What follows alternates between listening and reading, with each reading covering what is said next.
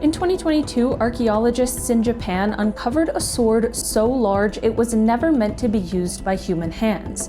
In Italy, researchers found an ancient library turned to charcoal, but were warned that opening the books could destroy them forever. And in China, there is a royal tomb that modern scientists can locate, scan, and measure, but still refuse to open because ancient records say it may be filled with rivers of toxic mercury. These are ancient objects that experts, governments, museums, and sometimes even courts have warned people not to study too closely. In late 2022, archaeologists excavating the Tomiyu Maruyama burial mound in Nara, Japan, found a sword that immediately looked wrong. It was an iron Dakō sword from the Kofun period, roughly the late 4th century, and it was around 2.3 meters long, about 7.5 feet. Too large to be a normal weapon, too awkward for actual combat. Experts believe it was likely ceremonial, possibly placed in the tomb to protect the dead from evil spirits. And that is where it gets unsettling. This was not just a sword, it was a spiritual barrier. Alongside it, archaeologists also found a massive bronze mirror, another object with ritual importance in ancient Japan. So whoever was buried here was not just given valuables, they were sealed with a giant serpent-shaped blade and a sacred mirror. Officially, that means protection, but protection from what? When Mount Vesuvius erupted in 79 AD, it destroyed Pompeii and buried nearby Herculaneum, preserving something almost impossible, an ancient Roman library. Hundreds of scrolls were carbonized by heat and turned into black, brittle cylinders that looked more like burned wood than books. So when they were discovered in the 1700s, people tried to open them, but that usually destroyed them. So for centuries, experts were stuck with one of the greatest archaeological prizes ever found, while also being warned not to physically unroll it.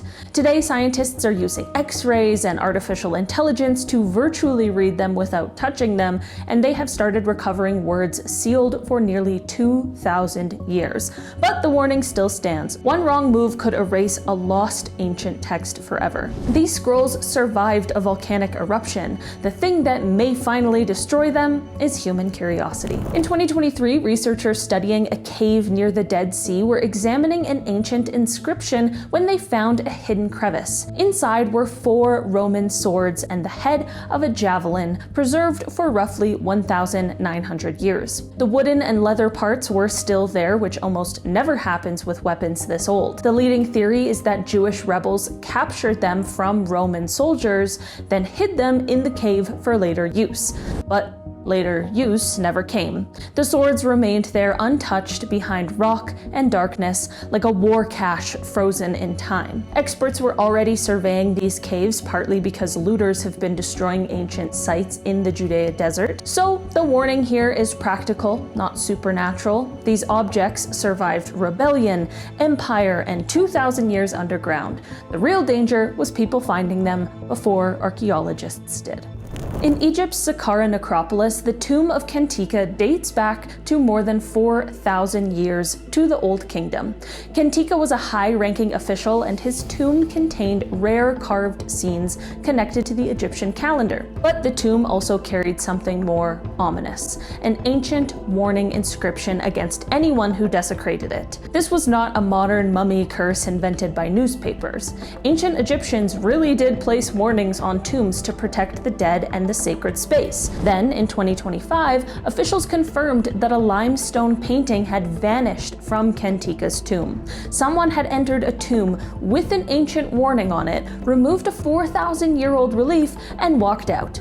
The real issue is theft and damage, obviously, but the symbolism is hard to ignore. The tomb warned people not to violate it, and thousands of years later, someone did exactly that. I don't know, man, the threat of a curse is definitely enough for me to stay away. Ancient Greek curse tablets were usually thin sheets of lead, scratched with tiny writing, folded, pierced, buried, or thrown into wells and graves. They were not decorations, they were ritual weapons. Some cursed business rivals, some targeted lovers, some tried to silence witnesses in court. Archaeologists have even found lead figurines with their hands tied behind their back, sealed inside containers with curses written against the people they represented. That is what makes these objects so strange to study. They were not meant to be read by us. They were hidden underground because the people who made them believed the dead, the gods, or the underworld would receive them. Modern experts study them as evidence of ancient language, religion, fear, and conflict, but every time one is opened and translated, it also means a private act of ancient magic has been disturbed. In 1965, archaeologists excavating a waterlogged tomb in Hubei, China, found a bronze sword inside a wooden scabbard. It had been buried for more than 2,000 years in conditions that would have damaged it badly. But when the sword was removed, the blade was still almost untarnished and still sharp. The inscription identified it as the Sword of Goujian, King of Wei, and it became legendary because its preservation seemed almost impossible. But here is the part that feels like a warning. In 1994, while the sword was on loan in Singapore, it was accidentally damaged, leaving a tiny crack in the blade. After that, China reportedly stopped allowing it to leave the country, which, fair enough. It survived over 2,000 years underground, then modern handling damaged it in seconds.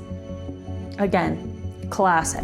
The ancient Hittite capital of Hattusa in modern Turkey, there is a polished green stone sitting among the ruins of a once powerful Bronze Age empire.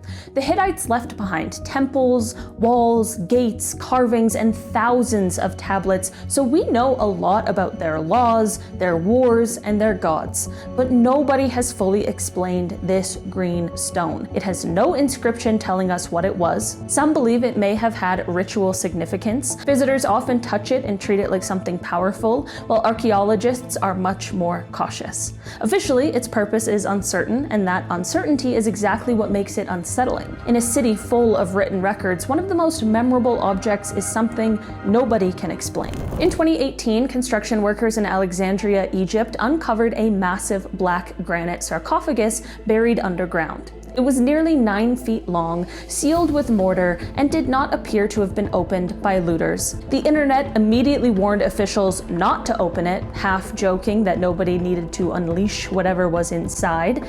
Archaeologists opened it anyway.